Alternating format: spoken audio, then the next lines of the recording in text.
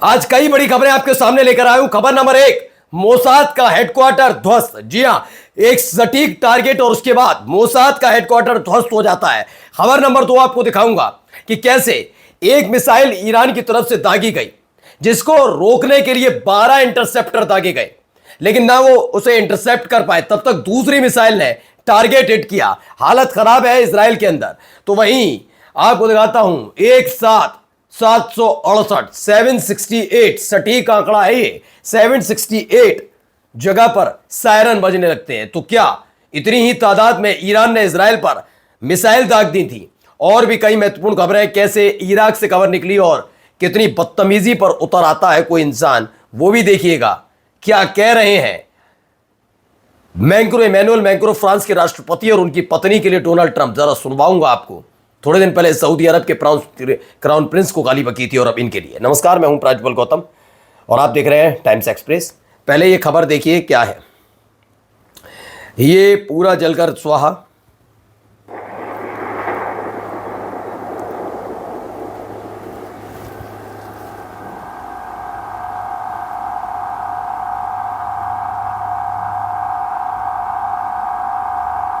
ये देखिए, दावा है ये मोसाद का हेडक्वार्टर है तेल अवीव के अंदर, जिस पर हमला हुआ, और हमले के बाद उठता हुआ धुआं इस बात की गवाही दे रहा है कि मोसाद के इस हेडक्वार्टर पर हुए हमले से इजराइल अंदर तक थर्राया भी होगा, और भारी नुकसान केवल बिल्डिंग या हमारा के उपकरण को लेकर नहीं है। वहां उनके जिन जासूसों के दम पर दुनिया को कथा कहानियां सुनाता था इजराइल, उसी मोसाद के हेडक्वार्टर को स्वाहा कर दिया एक झटके में ईरान ने, अपनी सिंगल मिसाइल से। एक मिसाइल और हमला। अब देखिए ईरान की स्ट्रेटेजी देखिए, कैसे आप कह रहे थे ना सटीक हमला कैसे होता है, तो सटीक हमले की कुछ तस्वीरें हैं, पहले ही देखिए।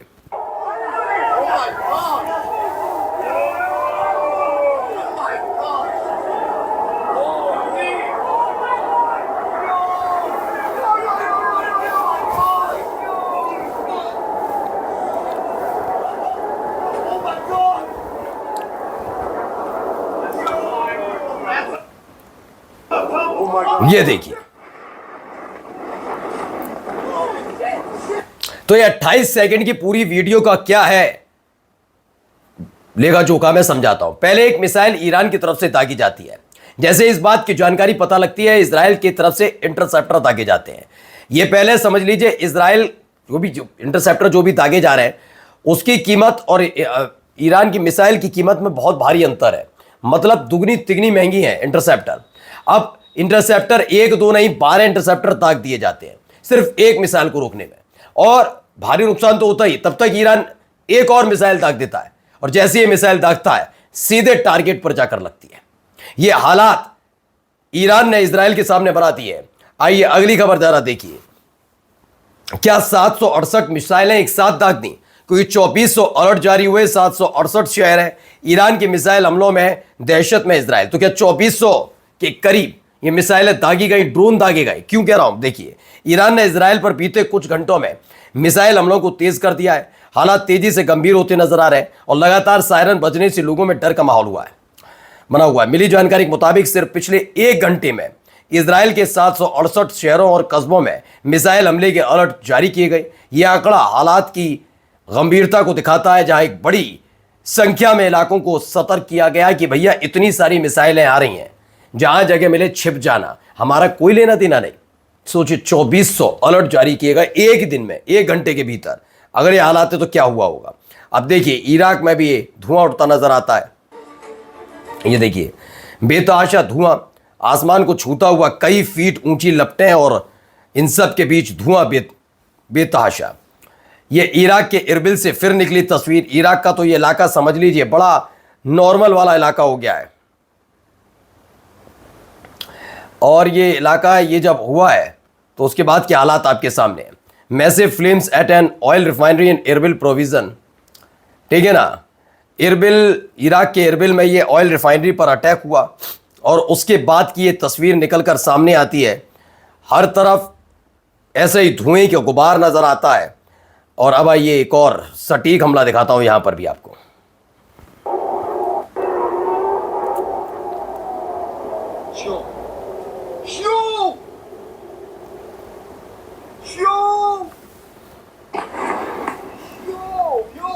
देखा, सटीक अटैक, सीधा हमला, कोई इधर उधर नहीं। ये हमला कहाँ हुआ? एक नया शहर है पेटा टिकवा। पेटा टिकवा पर ये सीधा अटैक किया जाता है। इससे पहले आपने कई शहरों के नाम सुने होंगे जब पिछली बार भी संघर्ष हुआ था इजराइल और ईरान में। उस दौरान आपने बर्शेवा सुना होगा, हाइफा सुना होगा, यरूशलेम सुना होगा, तेल अवीव सुना होगा, यहाँ यहाँ अटैक हुए। लेकिन पेटा टिकवा में ये पहली दफ़ा है जब ये इस तरह के हमले अंजाम दिए जा रहे हैं। ये देखिए, हमले के बाद की तस्वीर भी देखिए क्या हालत हो गई।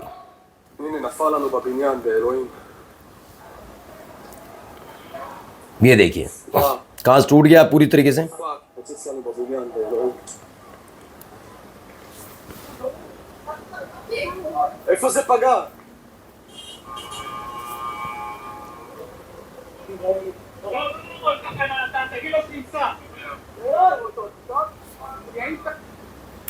तो इस तरह के हालात हैं। Damage in Petah Tikva after Iranian missile attack. जब ईरान की तरफ से मिसाइल दागी गई उसके बाद ये हालात वहां पर बनते हुए नजर आए।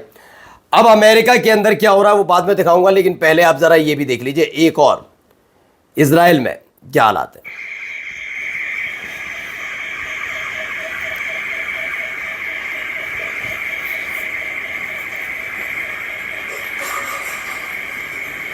कैफे है, KFC के बारे में बताया जा रहा है। KFC है, मैकडॉनल्ड का भी लगा रहा साइन वहां पर। मिसाइल गिरने के बाद के हालात।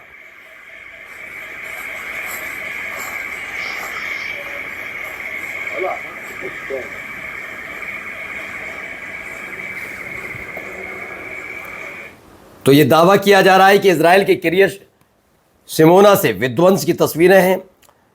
कमर्शियल कॉम्प्लेक्स में गिरा म्यूनिशन, KFC सहित कई दुकानें टूट गईं। अब आते हैं इस खबर पर। पहले जरा देखिए, 12 घंटे में 3 बड़े आर्मी जनरल्स को हटाना ये कोई सामान्य फैसला नहीं है। क्या हुआ है? पहले पेटे हेग्सेथ जो रक्षा मंत्री हैं अमेरिका के, उन्होंने army chief of staff Randy George को हटाया। उसके बाद खबर आई कि 2 और जनरल्स पर ऐसी ही गाज गिरी, डेविड होडने और विलियम ग्रीन जूनियर। इनको भी उनके पद से हटा दिया गया है। ये दोनों के खिलाफ बड़ी कार्रवाई हुई। अब जाते जाते जरा सुनिए हरकतें देखिए।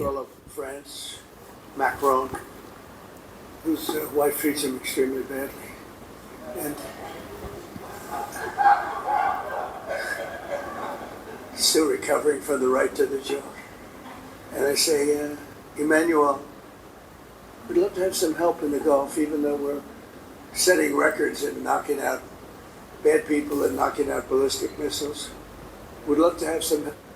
तो ये है डोनाल्ड ट्रंप। हाल ही में एक वीडियो आई थी पिछले साल मई में, जब वो पति पत्नी थे राष्ट्रपति में, तब इमैनुअल मैक्रों अपनी पत्नी के साथ थे। विवाद टाइप का लग रहा था जो भी हुआ हो प्लेन में, लेकिन फिलहाल ये मजाक उड़ा रहे हैं उनकी। ये कौन आदमी है? ये जेफरी एप्स्टीन फाइल में इस आदमी का नाम है, उस घिनौनेपन में।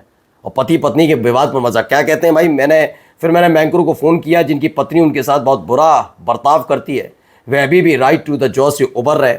इस पर जवाब दिया फ्रांस के राष्ट्रपति ने। उन्होंने कहा कि ट्रंप के शब्द ना तो अच्छे हैं और ना ही लायक। मैक्रों ने कहा कि मैं इसका जवाब नहीं दूंगा, ये जवाब देने लायक नहीं है। नमस्कार।